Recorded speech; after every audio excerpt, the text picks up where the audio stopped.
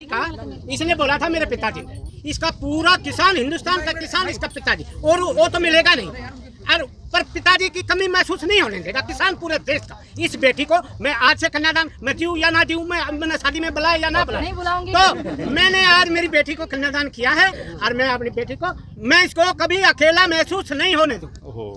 मेरे लड़के आज मैंने इस लड़की को गोद लिया है। कभी कोई नहीं कहे भाई मैं इस लड़की के शादी में, भाई मैं इसको पिताजी का वो दर्जा तो देना नहीं, पर वैसे पिताजी की कमी महसूस इस लड़की को मैं नहीं होने दूंगा। बाबूजी ने उन्हें कन्यादान के लिए 100 रुपए दिए हैं और उनकी आंख में आंसू थे, मेरे भी आंख में आंसू आ गए। मैं भी इंसान हूँ। ये दुनिया ये ना समझे कि पत्रकार बड़े निष्ठुर होते हैं या टेढ़ा मेढ़ा सवाल करते हैं। उससे पहले जो महिलाओं ने लड़ाई लड़ी, आंदोलन करे हैं, झांसी की रानी ने, रानी पद्मावती जी ने, और बहुत सी हैं जिनके मुझे क्या आपको भी नाम याद नहीं होंगे। लाखों करोड़ों महिलाएं रही हैं, उन्होंने इतना सहयोग करा। वे बावली ही, पागल ही वे, बताओ तुम कितनी माता थी वो, कितनी आपके भी घर में होंगी। तो आप उनकी शहादत को ठेस पहुंचाना चाहते हैं? ऐसे ऐसे व्यक्ति जिन्होंने इतनी शहादत दी, इतना आंदोलन करो देश में।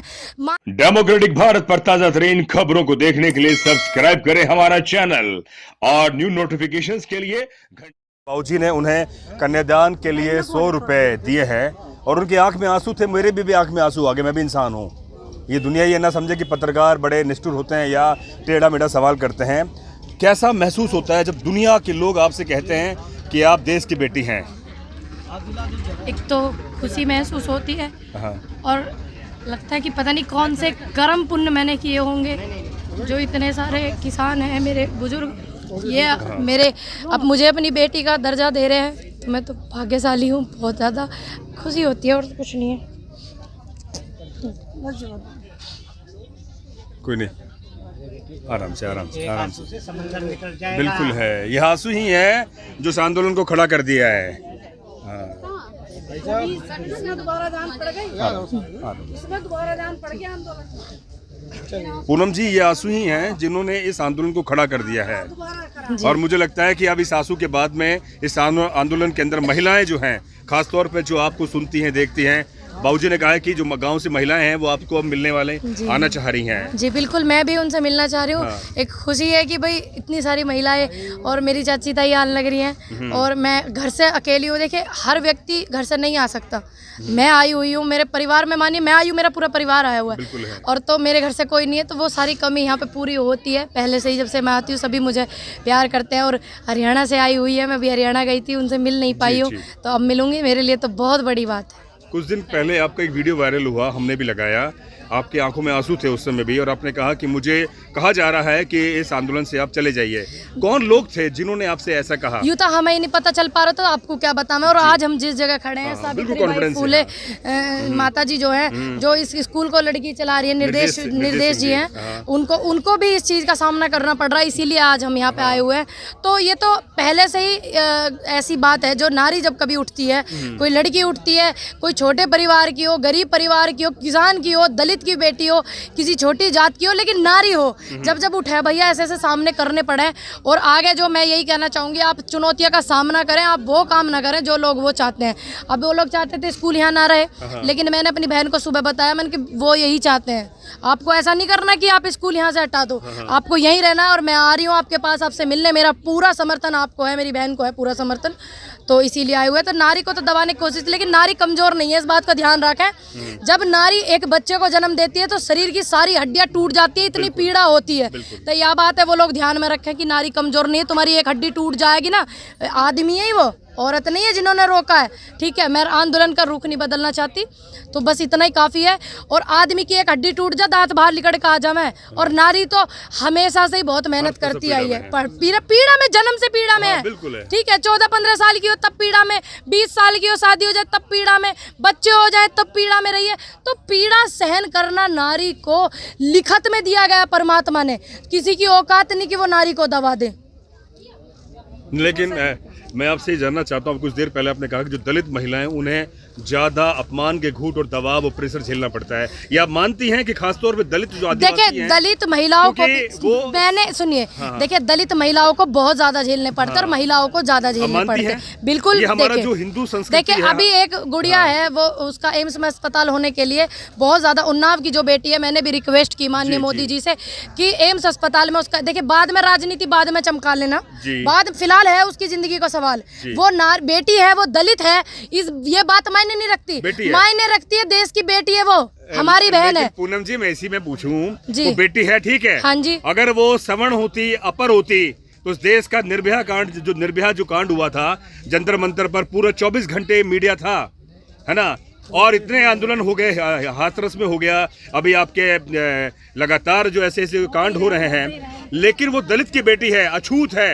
देखिए इनकी भैया इनकी सोच है अछूत, हाँ। ये व्यक्ति हैं अछूत, हाँ। जो ऐसी बात करते हैं, और पर वो तो शुक्र है परमात्मा ने यहाँ लिख के नहीं भेजा, ठीक, तो तब ये इतनी भेदभाव न रखते हैं। तो मैं तो अनुरोध करूंगी सरकार के जितने नुमाइंदे, माननीय मोदी जी से अनुरोध है, योगी जी से अनुरोध है कि आप ये राजनीति बाद में करना, असल बात जो है फिलहाल उसकी जिंदगी का सवाल है, आप उसको अच्छे से ट्रीटमेंट करवावें, यहाँ करवावें, एम्स में करवावें, किसी और अस्पताल में उसके परिवार चाह रहे हैं, उसके समाज चाह रहा है, उसके लिए देश चाह रहा है, वहाँ ट्रीटमेंट करवाएं। फिलहाल उसकी, देखिए मैं आपको थमने एक बात बताऊंगी, कड़वी तो लगेगी, वो ठीक हो जाएगी तो बहुत सी बातें खुल जाएंगी, ठीक है, तो उसका ठीक होना बहुत ज्यादा जरूरी है मेरी बहन का। तो मेरा अनुरोध है कि उसको ज्यादा से ज्यादा अच्छा से अच्छा ट्रीटमेंट करवाएं, ठीक करवाएं। आप इस समय जो जिस तंबू में है वो माता सावित्रीबाई फुले का तंबू है, जिन्होंने 150 पौने 200 साल पहले स्कूल चलाया। उनके जो ज्योतिराव फुले साहब ने, उनकी पत्नी वो रही। तो ये एक बहुत बड़ा क्रांतिकारी तंबू है। निर्देश सिंह जी को लगातार हमले मिल रहे हैं, धमकी मिल रही है कि यहाँ से स्कूल हटा लिया जाए। मैं वही आपसे कह रहा हूँ, आप पूनम पंडित हैं, क्योंकि आप एक शूटर रही हैं, खिलाड़ी हैं। ये देश में सबसे बड़ी जो समस्या वो जाति की है। देखिए ये जातिवादी के तो ये कर रहे हैं भैया, हम आपस में नहीं करते, जिन्हें राजनीति चमकानी पड़ा है ना, सुन लो आप मेरी बड़े भाई बात, जो राजनीति चमकाना चाह है ना वे करते हैं। आप मेरे गांव में जाइए, मेरे पंडितों के 5 ही घर हैं, टोटल यादवों के घर हैं, टोटल जाटवों के घर हैं, मेरे पंडितों के सिर्फ 5 ही घर हैं मेरे पूरे गाँव के अंदर। लेकिन मैं उनमें भी जाटवों में जाके खेलूँ, उधर भी खाना वाना खा का हूँ, ठीक है। 1-2 बार मेरे को रोका अड़ोसी पड़ोसी ने, कई एक आदसी बात पर मैं नहीं, शादी ब्याह में इनके रसगुल्ले खारी मेरा मन है, मेरी जिंदगी, मेरा जीवन, मेरा मन, ठीक। मैं किसी नीच जाति में खाऊं, ऊंची में खाती, तुम कौन हो, कुछ नहीं होती, ये लोग मानते हैं। तो मैं आपको बता दूं, मैं उच्च बिरादरी से हूँ, ये मायने नहीं है मैं देश की बेटी हूँ। देखिए मैं, मेरे उच्च पुच्छ कुछ नहीं होता, ये सब ये मानते हैं कि उच्च बिरादरी से है, लेकिन मैं नहीं मानती इस चीज को। मैं तो, मेरे गाँव में 5 ही घर है गिने चुने, और सभी जाटव है। आदम सूद का गांव मेरा जाटवों का है, ठीक, और आदम सूद का मेरा गांव यादवन का। सभी में हमारा प्रेम मोहब्बत है, आपको ये भी बता दूं। सभी में मुझे सब मुझे बहुत प्यार करें, यादव बहुत मुझे प्यार करें, जाटव बहुत करें। अगर मैं चली जाऊं तो लड़कियों की भी इतनी सारी आ जाए, अब से नहीं पहले से ही, क्योंकि मैं ज़्यादातर पढ़ाई वढ़ाई सब बाहर ही रही है, तो पहले से ही आ जाए। मैं बुआ आई हुई है, पूनम बुआ आई हुई है, पूनम दीदी आई हुई है, पहले से ही है भैया। तो ये इनकी मानसिक रूप से जो ये नपुंसक लोग हो, मैं ना मानसिक रूप से ये उनके काम होते हैं। अच्छा, मैं आपसे जानना चाहता हूं कि हमारे जो धर्म ग्रंथ हैं उसमें नारी को बड़ा छोटा समझा गया है, उन पर हमले हुए हैं, लेकिन संविधान लागू होने के बाद आप यहाँ पर बड़ा निडर होकर बोल रही हैं। तो इस देश के अंदर चलेगा तो संविधान चलेगा, लेकिन वो योगी हो, मोदी हो, तमाम जो आरएसएस सरकारें हैं, वो चाहते हैं कि फिर दोबारा से मनुवाद कायम हो और पूनम पंडित घर के अंदर बैठ जाए। देखिए मैं पूनम पंडित तो बैठने वाली नहीं हूँ, मरना पसंद करूंगी। तो मैंने एक बात बता दूं, ठीक। दूसरी बात, देखिए संविधान भी लागू हो चुका, पूजनीय है हमारे लिए संविधान। और संविधान लिख के कौन गए? बाबा साहब लिख के गए, उस बात को भी ध्यान रखें वो लोग। दूसरी बात, तुमने एक और, जैसे ये संविधान लागू होगा उससे पहले जो महिलाओं ने लड़ाई लड़ियां आंदोलन करे हैं, झांसी की रानी ने, रानी पद्मावती जी ने, और बहुत सी हैं जिनके मुझे क्या आपको भी नाम याद नहीं होंगे, लाखों करोड़ों महिलाएं रही हैं, उन्होंने इतना सहयोग करा। वे बावली ही, पागल ही वे, बताओ तुम, कितनी माता थी वो, कितनी आपके भी घर में होंगी। तो आप उनकी शहादत को ठेस पहुंचाना चाहते हैं? ऐसे ऐसे व्यक्ति जिन्होंने इतनी शहादत दी, इतना आंदोलन करो देश में, मानसिक रूप से नपुंसक हो गए ये लोग। तो आप मानती हैं कि जो हमारे धर्म ग्रंथ हैं उसके अंदर महिलाओं को जिस तरह से छोटा, देखिए मैंने, सुन लीजिए मेरी भाई, मैंने धर्म ग्रंथ नहीं पढ़े हैं, नहीं सुने, नहीं सुन लीजिए, मैंने सिर्फ अब आपके मुँह से सुना है, लेकिन मैं आपकी सुनी बात पर विश्वास नहीं करूंगी। मनुस्मृति में साफ तौर पे लिखा हुआ है, सुन लीजिए बड़े भाई, मैं आपने सिर्फ सुनिए, आपने मुझे बताया, मैंने आपके मुंह से सुना, लेकिन मैं विश्वास नहीं करूंगी जैसे देश की जनता ने करा, माननीय मोदी जी ने कहीं नौकरी मिलेंगी, ये मिलेंगी, हमने विश्वास। सुन लीजिए, आपने जो मुझे, मेरा सवाल पूरा होने दीजिए, आपका जवाब लीजिए पहले पूरा। मैंने वो आपके मुंह से सुना है सिर्फ, ठीक, एक पत्रकार और थे, उनके मुंह से सुना कि ये लिखा हुआ है ग्रंथों में कि नारी को दबाया जाता है, ये लिखा हुआ। आपने आप समझती हूँ, सुन लीजिए, आप दहेज भाई कुछ नहीं रहा, मेरे सवाल आप पूरा सुनिए पहले। जब तक मैं खुद नहीं पढ़ूंगी तब तक मैं इस बात पे विश्वास नहीं करूंगी कि ग्रंथों में ये लिखा है या नहीं लिखा। भाई मैंने पढ़ा नहीं है, जब मैं पढ़ लूंगी तो विश्वास करूंगी, लेकिन उस विश्वास को उन ग्रंथों की तरफ नहीं कर सकती मैं फिर, क्योंकि संविधान हमारे देश में लागू है, नारी को सम्मान दिया जाता है, दर्जा दिया जाता है बराबर का। नारी कौन से फील्ड में नहीं है, ये कौन सा काम कर लेंगे महिलाओं के बिना, ये पैदा महिलाओं के बिना हो गए थे। बताइए, इन्होंने इतनी बड़ी बड़ी लड़ाई लड़ी, इतनी सेनाओं में हमारी महिलाएं फाइटर रही हैं, सबने बिना नारी के कर लिया। फिर भी मैं इस बात को सम्मान दूंगी कि हमारी नारी का सम्मान जरूरी है, नारी किसी चीज में पीछे नहीं है। फिर भी पढ़ने के बाद भी पढ़ेंगे, है ना? बिल्कुल पढ़ूंगी। जब आपने बताया तुम्हारी बात पे कैसे विश्वास कर लूं? हम इंतजार करेंगे कि पूनम पंडित उन तमाम ग्रंथों को पढ़ें, लेकिन मुझे थोड़ा आश्चर्य होता है कि इस देश के अंदर हम लोग BA MA करने के बावजूद ये कहें कि हमने नहीं पढ़ा, तो मुझे लगता है कि हमें बिल्कुल नहीं पढ़ा, लेकिन पढ़ना चाहिए, पढ़ना चाहिए। देख लिया मेरी बात, मैंने हाई स्कूल भी करी है, 12वीं भी करी है, BA भी करी है, MA भी करी, वहाँ भी पढ़ाई करी, और मैं आपको बता दूं मैंने अपना घर भी चलाया। मेरे फादर साहब भी नहीं अभी बताया ना बाबा, सुन लीजिए। तो मुझे उस चीज को पढ़ने का ना मैंने कभी सोचा कि जिंदगी में ऐसा मोड़ आएगा, लेकिन पढ़ना चाहिए, मैं पढ़ूंगी। सप्ताह पारायण पढ़ने का मेरा मन था, मैंने पढ़ी। श्रीमद् भागवत गीता मैंने पढ़ी, और मैंने ये नहीं पढ़ा तो इसमें झूठ बोलने वाली। हिंदू कोड बिल में बाबा साहब ने कहा था कि जब महिलाओं के जो कानून थे, उस कानून के खिलाफ तमाम उस समय की जो तथाकथित जो विचारधारा के संगठन के लोग थे जो आज सरकार चला रहे हैं, उनकी वजह से उन्होंने अपना इस्तीफा देना पड़ा। आप सोचिए कि इतनी बड़ी वो बात कह रहे थे उस समय। देखिए, उस समय इतनी बड़ी बात कह रहे थे, उन्होंने इस्तीफा किस लिए दिया?